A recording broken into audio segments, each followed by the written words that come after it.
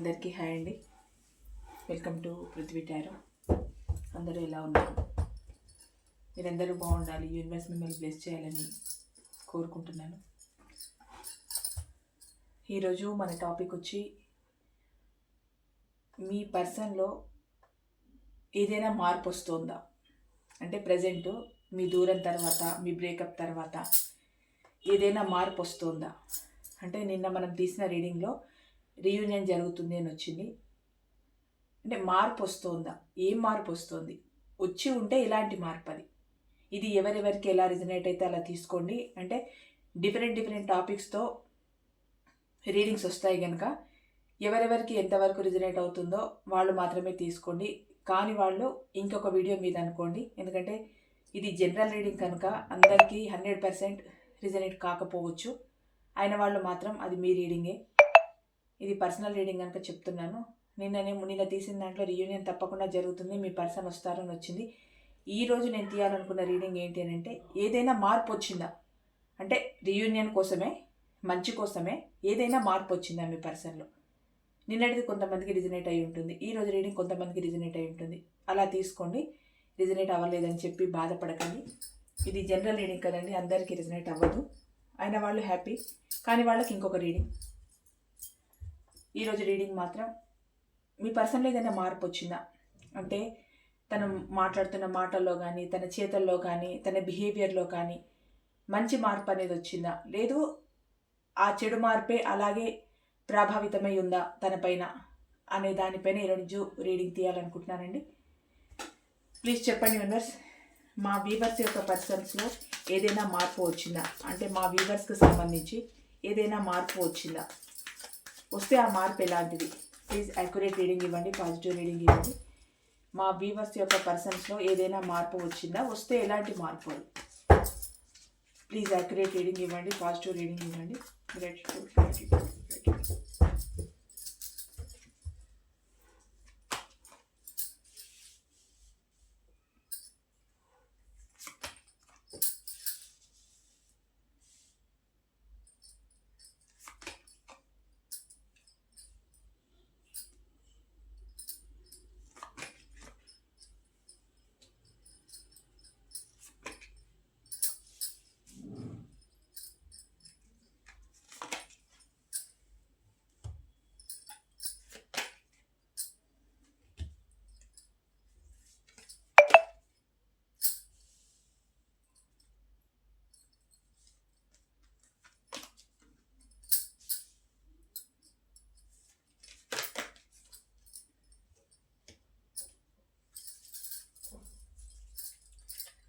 Bottom of the deck, 3 of cups, 4 of pentacles, ఇంకోటి 3 of pentacles, 2 of pentacles, total pentacles, Knight of cups.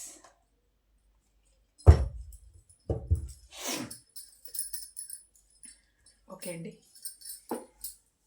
Present me breakup తర్వాత, మీ దూరం తర్వాత, మీరు on and of సిచ్యువేషన్లో ఉన్నా, మీరు ఎలాంటి సిచ్యువేషన్లో ఉన్నా మీ పర్సన్లో ఏదైనా మార్పు వచ్చిందా, వస్తే ఆ మార్పు ఎలాంటిది, దానికోసం ఈరోజు రీడింగ్ అండి.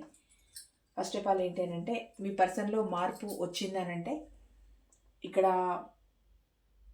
మార్పు వచ్చిందని చెప్పుకోవాలండి. ఎందుకు అనంటే గతంలో మిమ్మల్ని ఇగ్నోర్ చేసిన విధానం, అంటే మిమ్మల్ని ఎలాగనంటే అసలు టచ్ మీ నాట్ లాగా ఉన్నారు కదండి మీ పర్సన్ మీతో. అంటే రిలేషన్లో ఉన్నారా అనంటే ఉన్నారు, లేరా అనంటే లేరు. ఉన్నారు అని మీరే అనుకున్నారు, లేరు అని మీరే అనుకున్నారు. అంటే అలాంటి ఒక భ్రమలో మిమ్మల్ని ఉంచారు, మిమ్మల్ని ఒక ఊహాలోకంలో ఊగిసలాటలో ఉంచేశారు మీ పర్సన్. అంటే ఏంటి అని అంటే ఇష్టం లేకపోతే ఇష్టం లేదు అని చెప్పకుండా తన అవసరాల కోసం, తన నీడ్స్ కోసం, తనకు కావాల్సిన అవసరాల్ని ఫుల్ఫిల్ చేసుకోవడం కోసం చిన్నపిల్లలకు కదా ఒక బొమ్మను చేతికిచ్చి ఎలాగైతే ఆడుకున్నారో మీతో అలాగే ఆడుకున్నారండి. అంటే అక్కడ బొమ్మను చూపించి పిల్లలకు ఎలా ఆడిస్తారో ఇక్కడ ఒక ఎమోషన్, ప్రేమ అన్న ఒక పదాన్ని చూపించి ఆ ఎమోషన్ అన్న ఒక దాంతో మిమ్మల్ని అంత బాధ పెట్టారు మీ పర్సన్. అంటే మిమ్మల్ని బాధ పెట్టిన దానికి బడ్స్ అంటూ ఏం లేవు, ఇంకా అంత బాధ పెట్టారు, మిమ్మల్ని ఇగ్నోర్ చేశారు. అంటే మళ్ళీ గతం గురించే చెప్తున్నారు మేడం, ప్రజెంట్ ఏం జరుగుతుందో చెప్పండి అంటారు. అన్ని ప్రస్తుతం గురించి చెప్పడానికి కుదరదండి. కాకపోతే మార్పు అని అన్నాం కనుక ఈ రీడింగ్లో ఖచ్చితంగా ఇది ప్రజెంట్ అయి ఉంటుంది. రీడింగ్లో వస్తూ ఉంటే గతంలో జరిగినవి కూడా రీడింగ్లో వస్తాయండి, ఒక ప్రజెంటే రాదు. గతంలో అది జరిగింది కనుక ప్రజెంట్లో ఇది జరుగుతుందని వస్తుంది.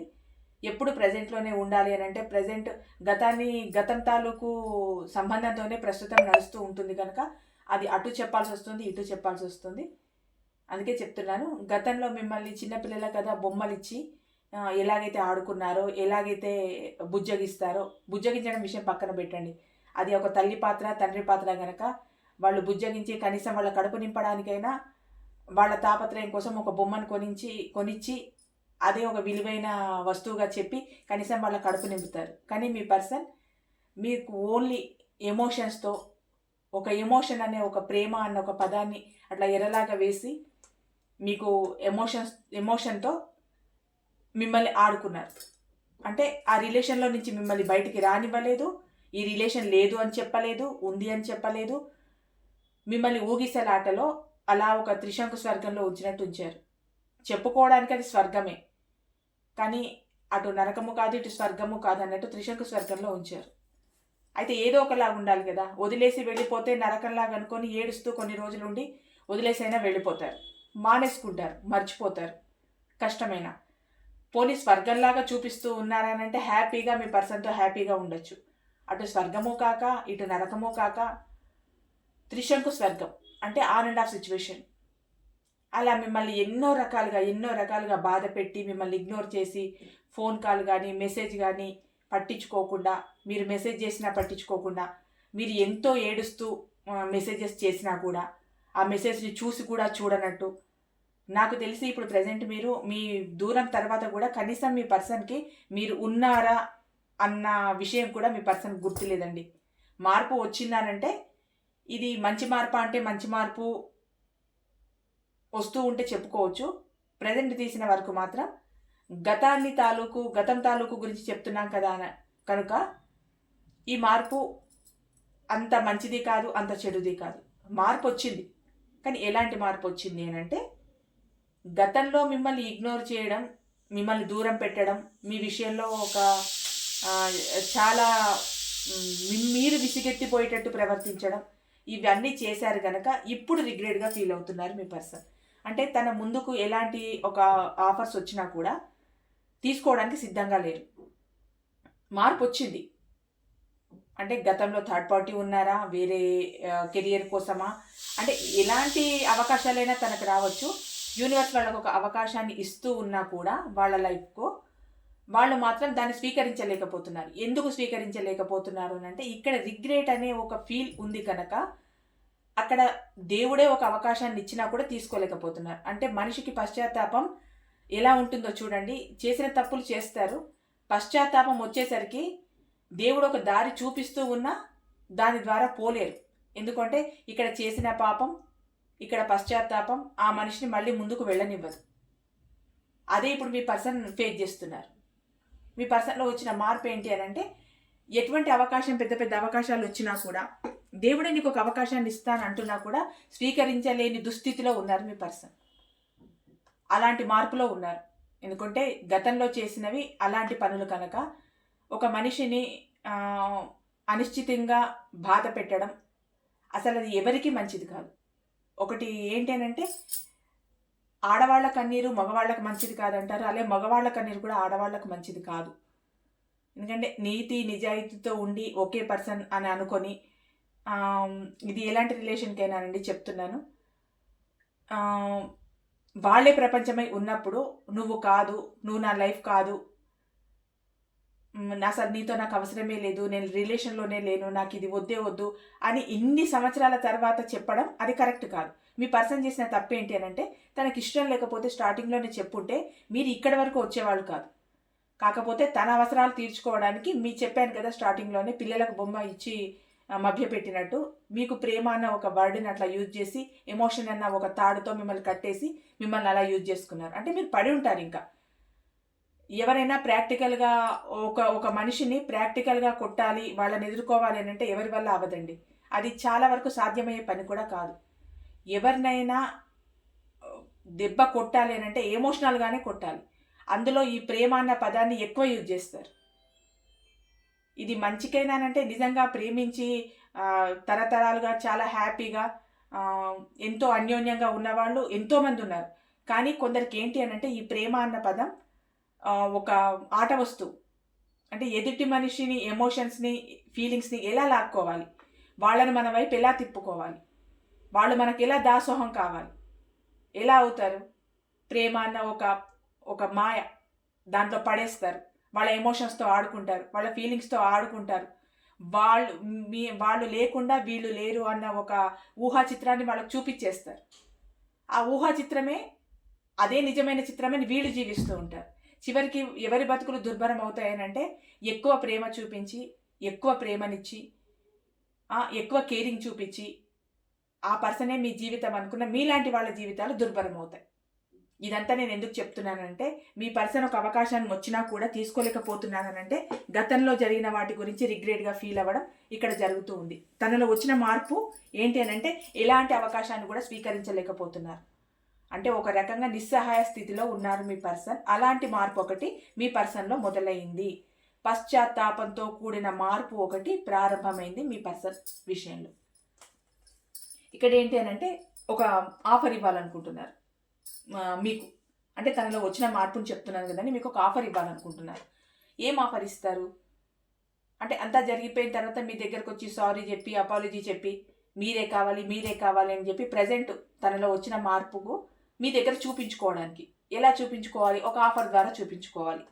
ఎందుకంటే మళ్ళీ అదే ఆ ప్రేమ అన్న ఒక 2 మాటలు, ఆ ఎమోషన్ అన్న ఒక తాడుని మళ్ళీ మీ మీద ఎరవేసి మళ్ళీ మిమ్మల్ని లాగడానికి మళ్ళీ వస్తారు, ఆఫర్ చేస్తారు. ఈ బంధం గట్టిగా నిలబడాలని అనుకుంటున్నారు కూడా. ప్రజెంట్ మీ పర్సన్లో వచ్చిన మార్పే అది కదండి. అనుకుంటున్నారు, మీ దగ్గర రావాలనుకుంటున్నారు, మీకు ఒక అవకాశం ఇవ్వాలనుకుంటున్నారు. మీతో అంటే ఒక రకంగా ఈ బంధాన్ని ఒక కొత్త తరహాలో ముందుకు తీసుకెళ్లాలనుకుంటున్నారు. అంటే గతంలో చేసింది అయిపోయింది.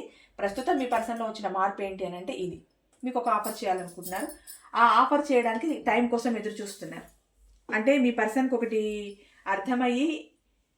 అర్థమైంది ఏంటి అని అంటే కర్మ చాలా ఫాస్ట్గా వస్తుంది అన్నది ఒకటి మీ పర్సనల్ లైఫ్లో బాగా అది బలంగా ఒక ముద్ర వేసేసిందండి. ఎలాగనంటే తను చేసుకున్న కర్మ తను ఎంతగానో అనుభవించుంటారు తన లైఫ్లో. అందుకే ప్రస్తుతం ఆ రిగ్రెట్ అన్న ఫీలింగ్ ఇక్కడ వచ్చేసి మిమ్మల్ని ఎంత ఇగ్నోర్ చేశాను, ఏం చేశాను అన్నది పదే అనుకొని మీ దగ్గరికి రావాలన్న ఒక ఆరాటం మొదలైంది కదా. ఆ కర్మ అనేది చాలా ఫాస్ట్గా వచ్చేసింది నా లైఫ్లోకి. ఇక మీదట నా టైం బాగుండాలి, నాకు అంటూ మళ్ళీ ఒక టైం రావాలి, ఆ టైము మళ్ళీ నా పర్సన్ దగ్గరికి చేర్చేలాగా ఉండాలి అన్నది మీ పర్సన్ యొక్క ఉద్దేశము, మీ పర్సన్లో వచ్చిన మార్పు. ఇక్కడ ఏంటంటే మీకు మీ రిలేషన్ ఒక కొత్త తరహాలో ఉండాలి అని. అంటే ఏంటంటే అది ఒక కత్తికి చాలా పదును పెట్టి పీక మీద పెట్టి కోసిన తర్వాత ఏదైనా మందు తీసుకొచ్చి దానికి రాయడం లాగా ఉంటుంది. ఇప్పుడు కొత్తదనం చూడాలంట మీ పర్సన్. మిమ్మల్ని మీరు చావకుండానే చంపేశారు. ఎందుకంటే వాళ్ళ మాటలతో, చేతలతో, వాళ్ళ బిహేవియర్తో, వాళ్ళ ఈగో యాటిట్యూడ్తో, వాళ్ళ నెగ్లిజెన్సీతో మిమ్మల్ని ఎక్కడైతే దెబ్బ కొట్టాలో అక్కడ బలంగా దెబ్బ కొట్టి వెళ్ళిపోయారు. ఇప్పుడు వచ్చి కొత్తదనం కావాలి, కొత్తదనాన్ని కోరుకోవడం, కొత్తగా మీ రిలేషన్లో ఇంకా ఏదైనా చేయాలనుకోవడం, ఓవరాల్గా గతంలో ఉన్నట్టు మీరు మళ్ళీ ఉండాలనుకోవడం. కొత్తదనం ఎందుకు కోరుకుంటున్నారు అని అంటే మీ రిలేషన్ స్టార్టింగ్లో ఎలా ఉన్నారు, ఎంత ప్రేమ, ఎంత ఆప్యాయతగా, మీరు గుడ్డిగా నమ్మినా ప్రేమగానైతే ఉన్నారు కదా. అంటే మీకు అప్పుడు తెలియదు కదా మీ పర్సన్ అంటే ఏంటో. మళ్ళీ అలాంటి ఒక రంగుని మీకు చూపించడానికి రావాలనుకుంటున్నారు. మీ పర్సన్లో వచ్చిన మార్పు ఏంటి అని అంటే మళ్ళీ కొత్తదనం చూడాలి మీ రిలేషన్లో, కొత్తగా ఉండాలి మీ రిలేషన్, కొత్తగా రావాలి అన్నది మీ పర్సన్ యొక్క ఉద్దేశం అండి. ఇక్కడ ఏంటి అని అంటే చాలా ప్యాషనేట్గా రావాలనుకుంటున్నారు.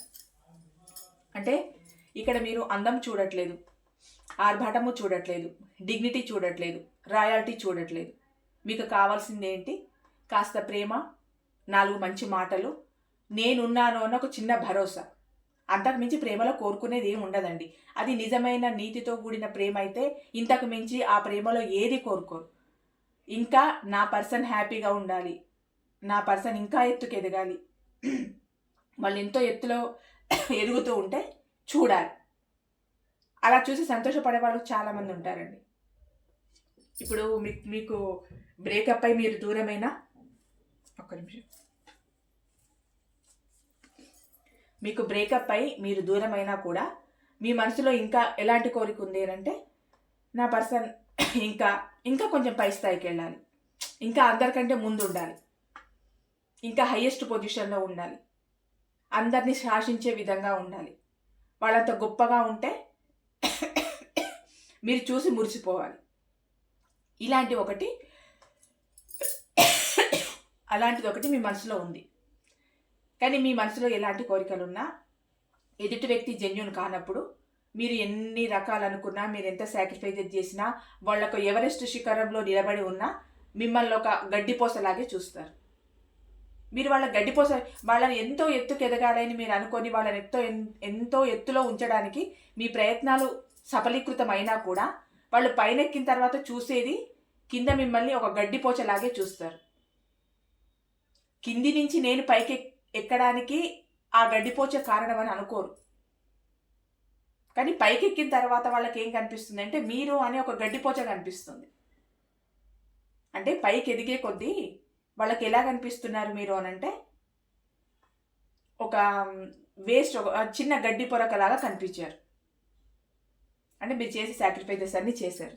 అంటే మీరు కోరుకోవడం ఎంతో అంతస్తులు ఉండాలని కానీ, డబ్బు కావాలని కానీ ఇవన్నీ ఏం కోరుకోలేదు.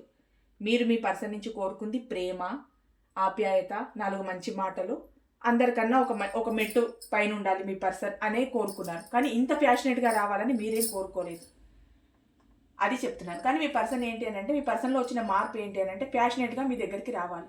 అంటే ఇంతకు ముందు ఉన్నదానికన్నా చాలా అంటే చాలా బెటర్గా, చాలా అందంగా, చాలా రాయల్టీగా, చాలా డిగ్నిటీగా మీ దగ్గరికి రావాలనుకుంటున్నారు. కానీ అది కాదు మీరు కోరుకునేది.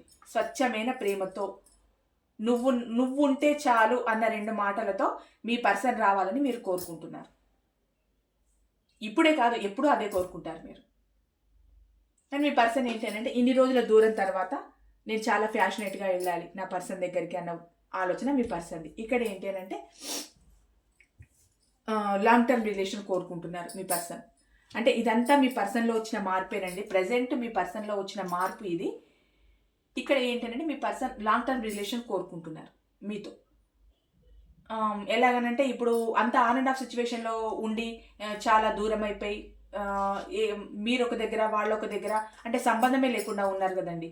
అసలు మీ పర్సన్ ఎవరో మీకు తెలియనట్టు, అంటే మీ పర్సన్ మీ మనసులో ఉంటారు, అది 100%. కాకపోతే బయటికి చెప్పడానికి ఎవరున్నారు మీకు? మీ పర్సన్ మీకు అవైలబుల్లో ఉన్నారా? నా బాధ ఇది, నేను నీకోసం ఇంత బాధపడుతున్నాను, ఇంత ఏడుస్తున్నాను చెప్పుకోవడానికి మీ పర్సన్ మీ పక్కన లేరే. వేరే వాళ్ళతో ఈ విషయాలు ఏం చెప్పుకోలేరే మీరు. అంటే ఇదంతా మీకు ఒక ఆరిపోయే దీపంలాగే అనిపించింది మీకు ఈ రిలేషన్. అంటే ఆరిపోయే దీపానికి వెలుగు ఎక్కువ అంటారు కదా, ఒకేలాగా ఒక వెలుగు వెలిగింది, అమాంతం చల్లారిపోయింది. ఈ వెలుగులో మీరు ఎంతో సంతోషం చూడాలనుకున్నారు, కానీ మీకు అనుకోకుండా చీకటే ఎదురైంది.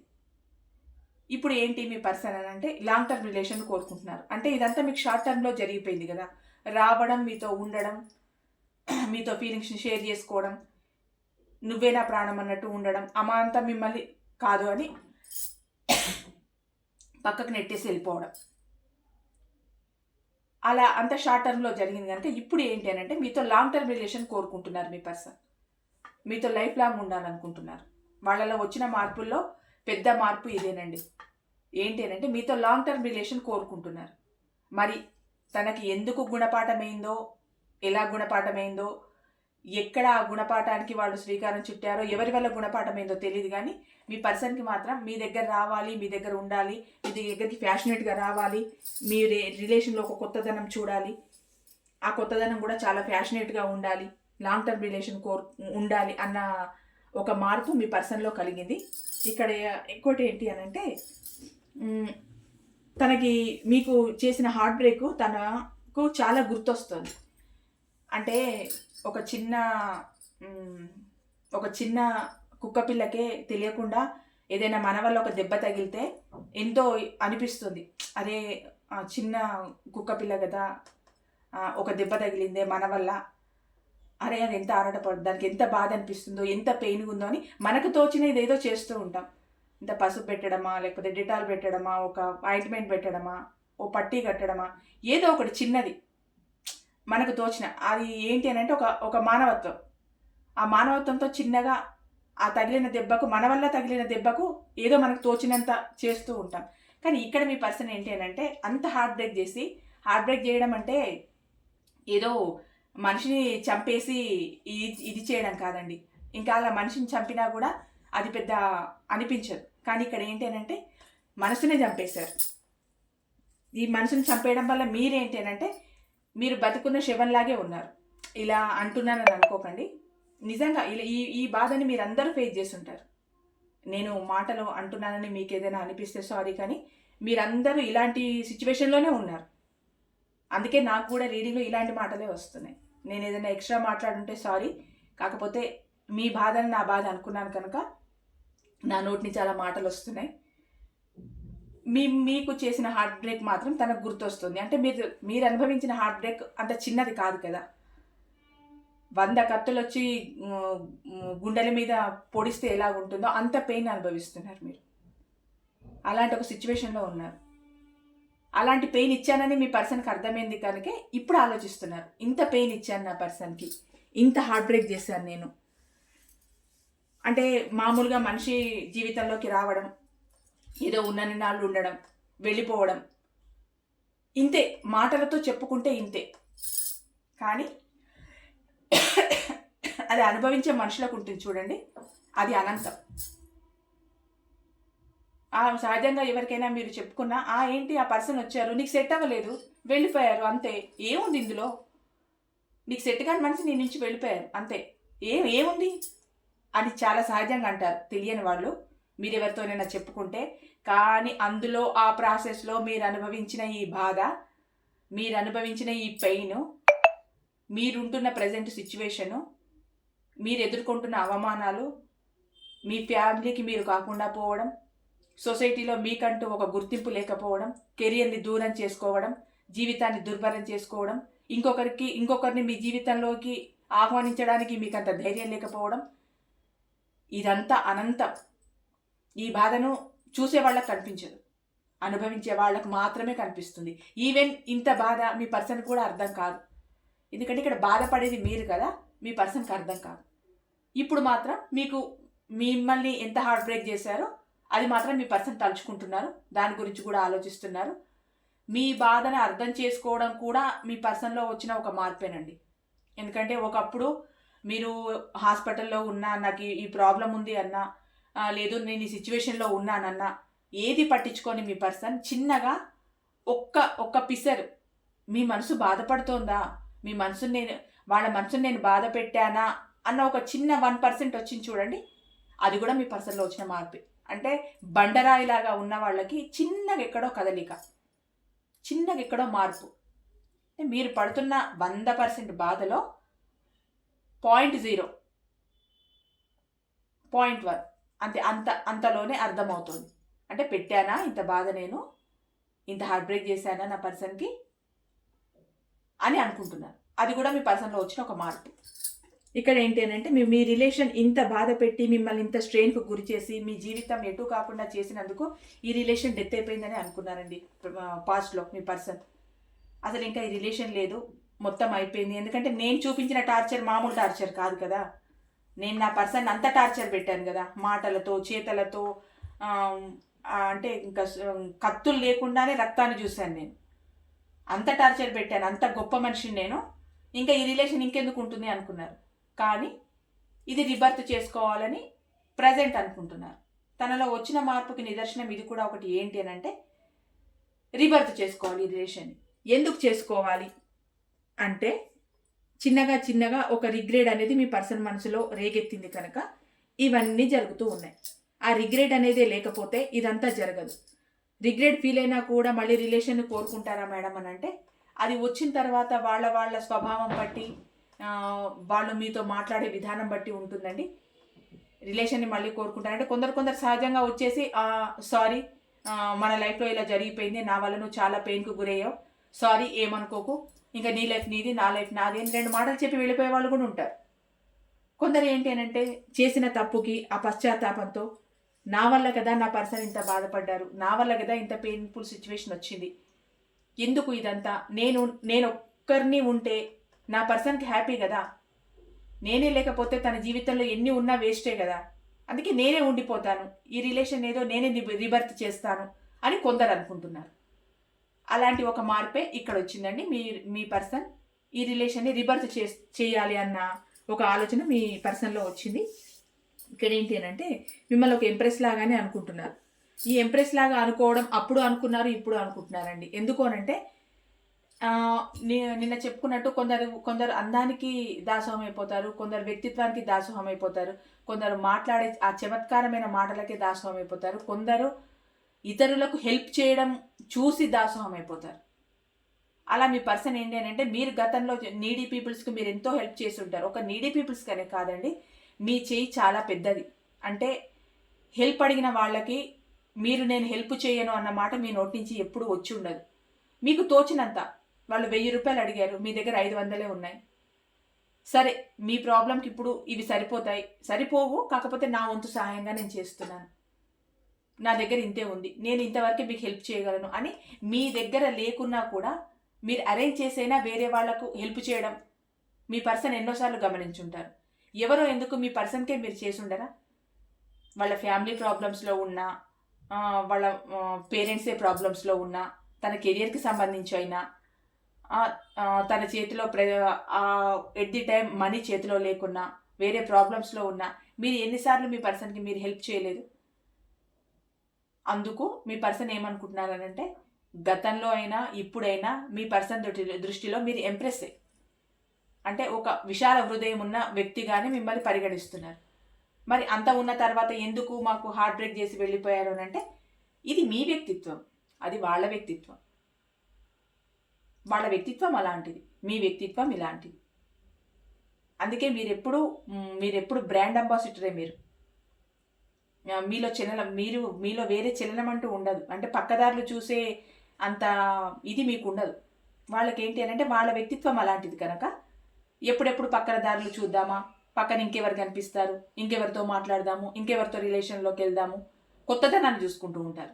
మీరేంటి అని అంటే ఉన్న రిలేషన్నే కాపాడుకొని ఆ రిలేషన్లోనే ఆ ప్రేమను ఆ ఆప్యాయతను ఫుల్ఫిల్ చేసుకుందామన్న ఆలోచన మీది.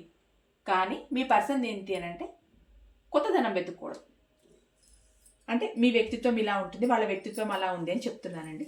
ఇక్కడ ఏంటి అంటే మీరు కొంచెం మీ ఫ్యామిలీతో హ్యాపీగా ఉండడం కూడా మీ పర్సన్కి అంత నచ్చట్లేదండి. అంటే ఒకలాగా కొంచెం పొసెసివ్గా ఫీల్ అవుతున్నారు. అంటే వాళ్ళలో వచ్చిన మార్పులు ఈ మార్పులో కూడా ఇక్కడ ఒక నెగిటివిటీ మార్పు మళ్ళీ ఉంది. ఏంటి అని అంటే తనను వదిలేసి మీరు మీ ఫ్యామిలీతో హ్యాపీగా ఉండడం మీ పర్సన్కి అంత నచ్చట్లేదు. ఒకలాగా జెలస్గా ఫీల్ అవుతున్నారు. ఎందుకు అంటే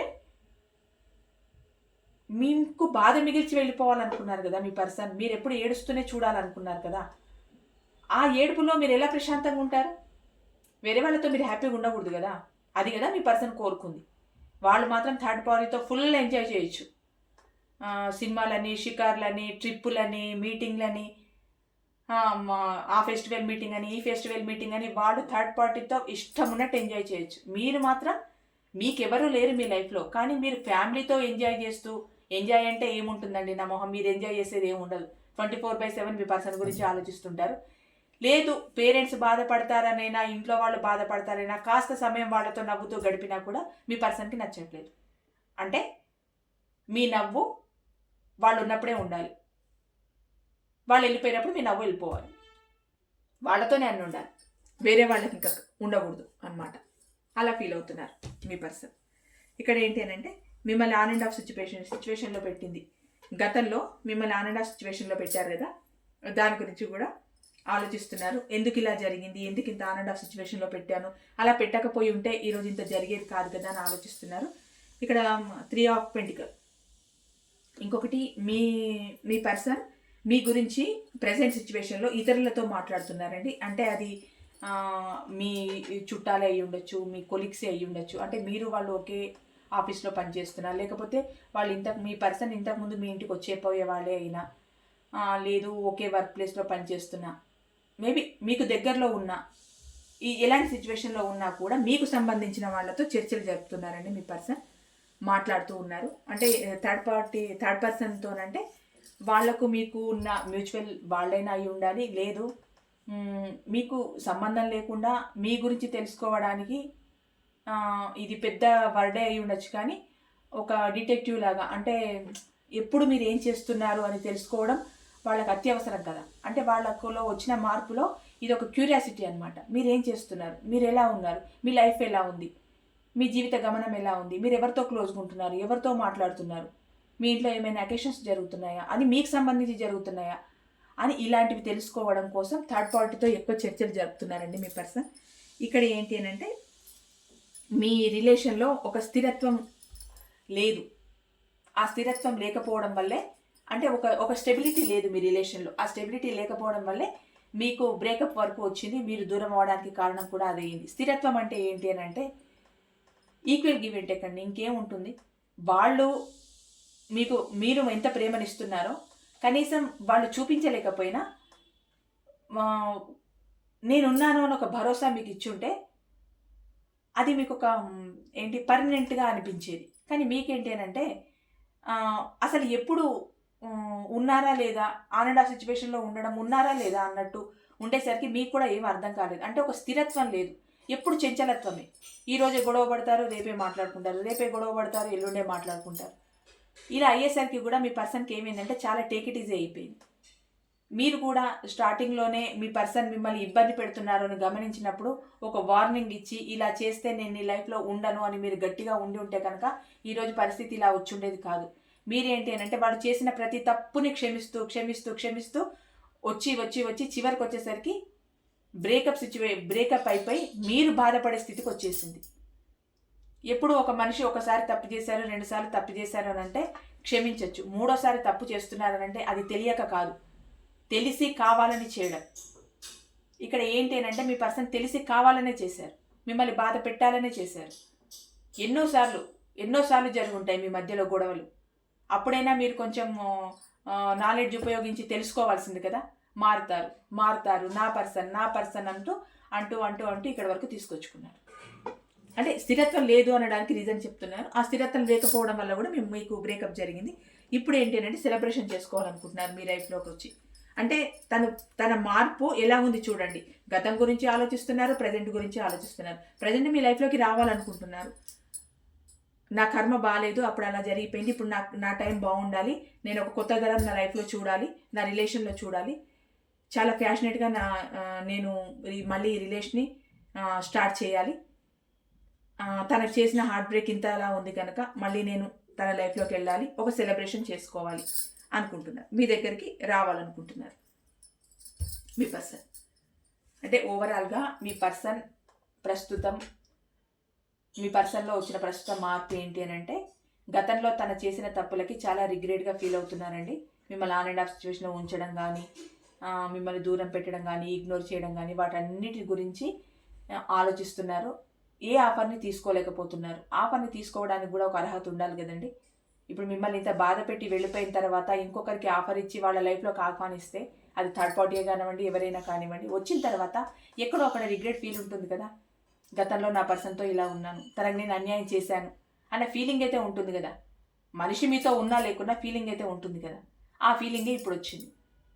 తర్వాత ఏంటంటే నిజంగానే మీకు ఒక ఆఫర్ ఇవ్వాలనుకుంటున్నారు, ఒక మంచి టైం చూసి మీకు ఆఫర్ చేయాలనుకుంటున్నారు, ఒక కొత్తదనం చూడాలనుకుంటున్నారు, మీ దగ్గరికి ప్యాషనెట్గా రావాలనుకుంటున్నారు, మీ లైఫ్లోకి వచ్చి సెలబ్రేషన్ చేసుకోవాలనుకుంటున్నారు, మీ గురించి విషయాలు తెలుసుకోవడానికి అంటే వేరే వాళ్ళతో చర్చిస్తున్నారు.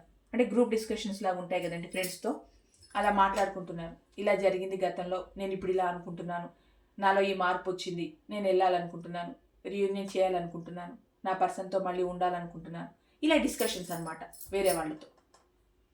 ఇదండి ఈరోజు reading. Thank you so much.